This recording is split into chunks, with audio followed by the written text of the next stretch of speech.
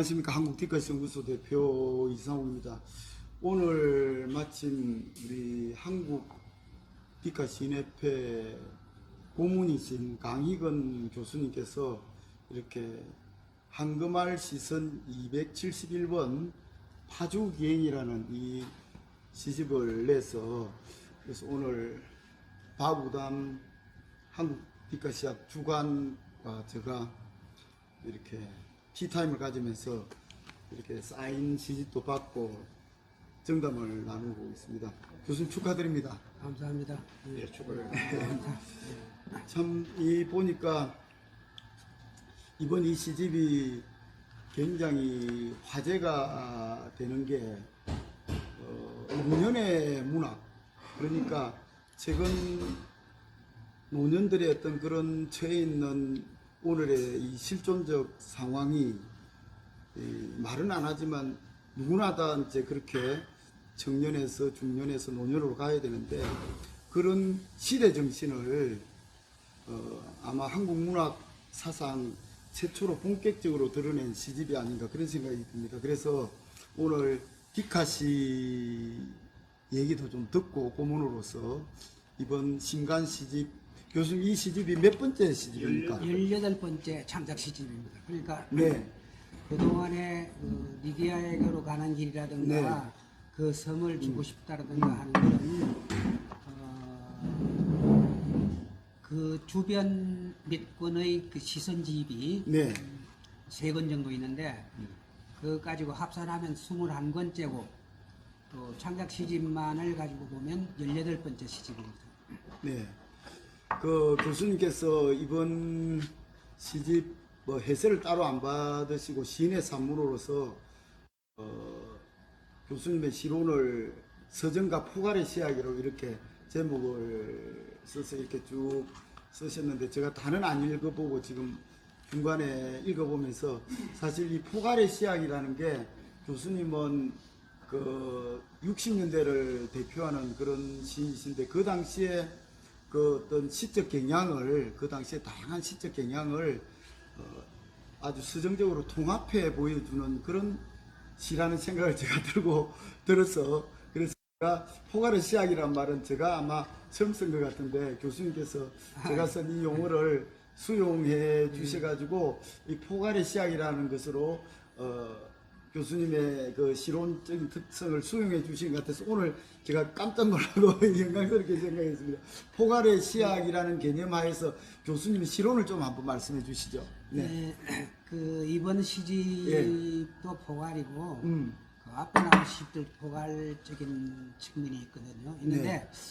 어쨌든 내 기억으로는 기침이 난다라는 시집. 네. 그 당시 상당히 좀 나로서도 문제작이 많이 들어있는 작품집으로 생각하고 있는데, 네. 그때 시서상가 현대신가? 그때 아마 그 문정희 쌤하고 같이 아마 대담했던 것 그래, 같은데 아닌가? 문정희 시인하고 예, 이상욱 시사사, 시인을 제가 예, 예. 초대하고 네. 시서사 특집으로 네. 기침이 난다라고 하는 그 시집이 나와서 네. 정담을 했죠. 정담을 했습니다. 했는데 네. 그때 아마 이야기 끝에 강희근의 시는 네. 초기 서정과 그다음에 실험, 네. 모더니즘 느끼는 측면들이 포괄적으로 이렇게 그 변정법적으로 통합이 되면서 네. 서정의 포괄이라고 하는 네. 어떤 개념으로 네. 여러 가지 기복을 네. 보여주는 네. 그런 그 시집이다. 이거를 이상옥 교수가 아마 포괄의 시학이라는 말을 붙여준 것 같아요. 아주 나로서는 네.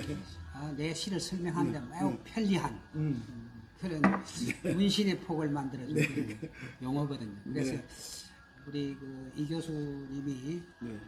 디카시의 창시자인데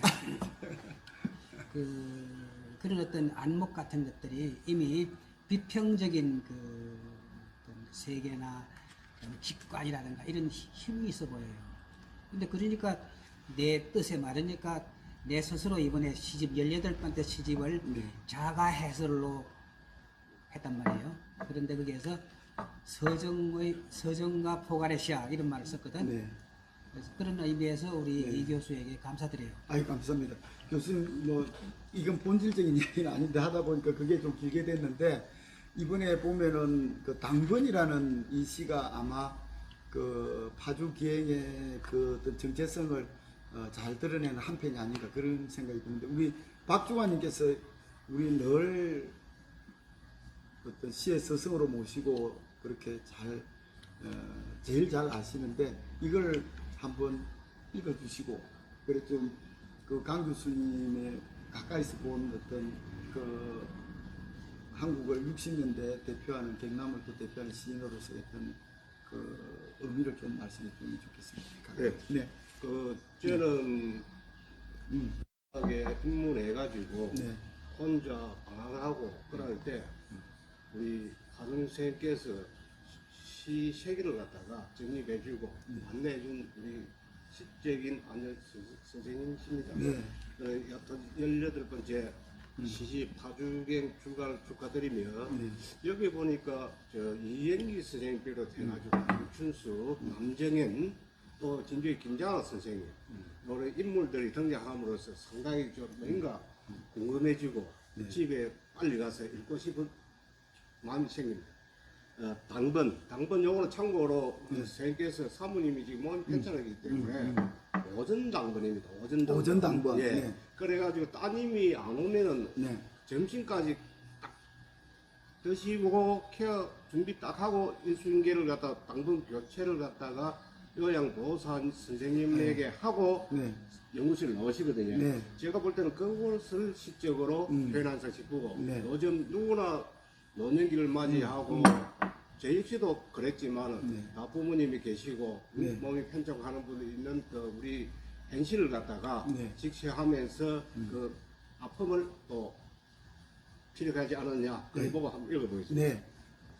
당번 나의 우리 집 배역은 오전 당번 요양보호사 김선생은 오후 당번이다.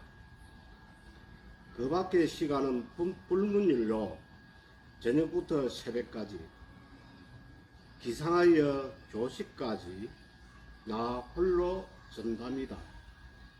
나는 아내를 사랑하여 속삭이고 청춘같이 속삭이므로 시간제 근무 같은 복무 규정을 따지지 않는다. 나는 이제야말로 지상의 한 지아비가 되는지 모른다. 지상의 한 지아비, 그녀의 한 지아비가 되는지 모른다.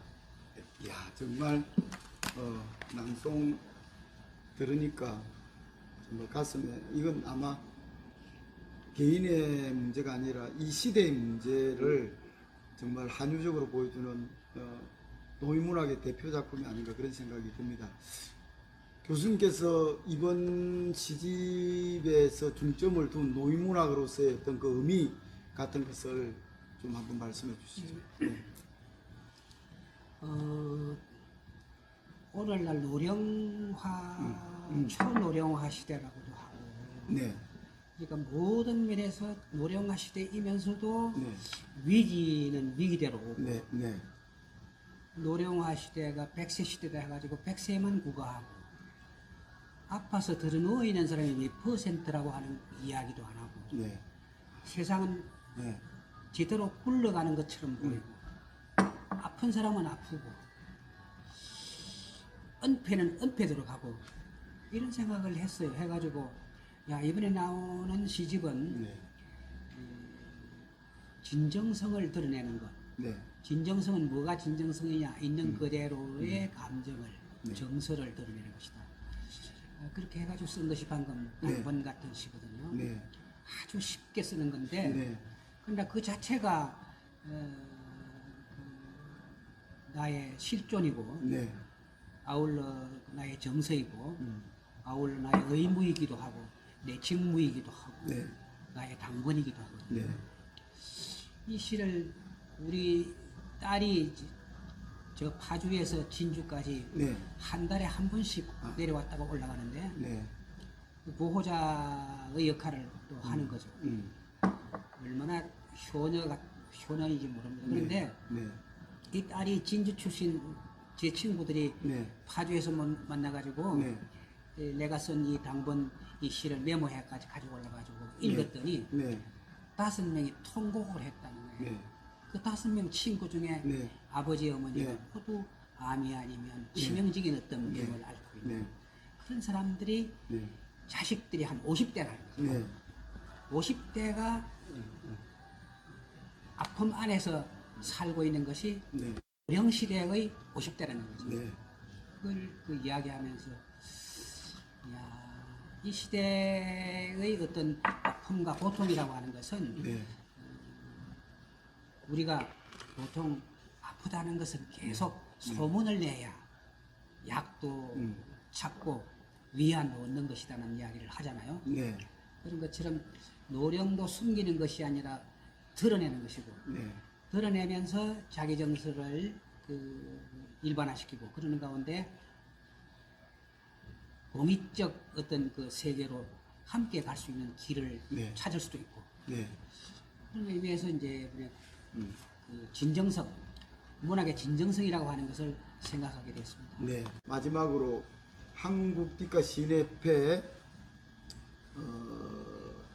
고문으로서 양왕용 교수님과 우리 강희영 교수님 두 분이 고문이신데 강 교수님은 띠까시 무덤 외 여러 작품들이 있습니다만 우리 양왕용 교수님 지금 한국현대시인협회 이사장 맡으신다고 띠까시 장작은 제대로 못 하고 계시지만 그래도 그 자리에 있어 주시는 것만 해도 뭐 힘이 되는데 우리 한국 띠까시인협회 고문으로서 띠까시를 어떻게 바라보고 계시는지 또 띠까시에 대한 미래 이런 데 대해서 한번 덕담 한번 해주시는 거로 이번 인터뷰를 마치겠습니다. 예, 이 디카시를 우리 네. 이 선생이 창시를 해가지고 대단한 지금 파급 효과를 세계적으로 그야말로 글로벌화 해가고 있고 특히 지금 이번에는 그 베트남까지 가서 지금 전수를 하고 있습니다. 그러니까 이게 이제 국제화되고 있거든. 그런데 우리나라의 시가의 장르가 네. 국제화되는 건 처음이에요. 그렇게 국제화되는 것이 처음일 뿐만 아니라 오늘날 우리가 우리말 우리거를 더 열심히 해야 된다는 생각을 갖고 있으면서도 끊임없이 우리의 문화나 네. K-팝이 벌써 네. 나오고 네. K-팝이라고 K-기업 예. 우리 지수에 네, 네. K-지수 진주에 예, 삼성. K-기업이 나오고 삼성이 아니고 그 LG? LG입니다. KG. LG하고 뭐 삼성하고 이런 삼성하고 다 같이 교수하고. 교수하고. 그러니까 맞다. 그러니까 그건 그렇고 네. 어쨌든 그 K-포임이거든. 예, K-포임, 네. K-리트레처, K-포임. 예, 이 시가에 있어서의 세계화 예, 하는 것들이 이제 한국 장르로 굳어지면서 이 네. 국내 장르로 굳어진다는 말은 네. 우리나라의 절대 다수의 시인들이 네, 네, 디카시를 썼다는 이야기예요. 네, 네, 이것은 처음 있는 일이에요. 네, 우리나라 시가 역사상도 처음이고 글로벌화도 처음이에요. 그러니 현대는 세계화 시대이기도 하다는 것을 디카시가 이제 보여주고 있거든요.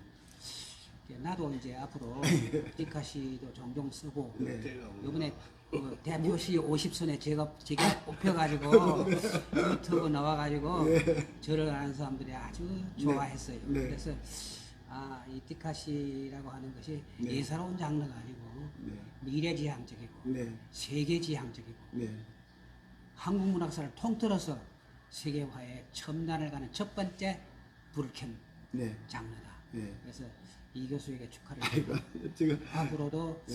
이 이론의 정립과 네. 이 시대의 이 한국 시의 난해 쪽으로만 가고 있는 이 그 한국 시를 네, 얼굴을 좀 돌려서 일상적으로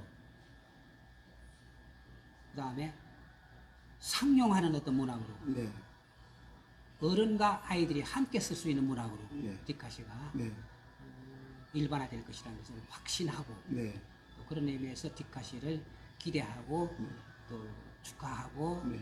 나날이 발전하기를 기다립니다. 네, 감사합니다. 저 처음에 이제 제가 띠까시를 실험할 때는 저 개인의 어떤 실험으로 시작했는데 이게 이제 하나의 문해운동 에코를 형성하면서 우리 김종혜 교수, 그 다음에 또 최강임 시인, 또 여기 계신 우리 박우담 주간 이런 여러 시인들과 같이 이런 운동을 해왔기 때문에 이제는 뭐 저 손을 떠난 것이고, 그래서 또 우리 60년대를 대표하고 경남 시단을 대표하는 한국 디카 시인협회 강익은 고문이신 교수님께서 이렇게 또 디카시를 공인해 주시고 K 리트러처로서 이제 그런 세계화가 될 것이라고 또 믿어 의심치 않는다고까지 말씀해 주셔서 정말 감사합니다. 더 열심히 우리 박주관님하고 또 우리 같이 운동하는 시인들 같이 기대 부응하도록 그렇게 하겠습니다. 네. 네, 감사합니다. 감사합니다. 네, 감사합니다. 네.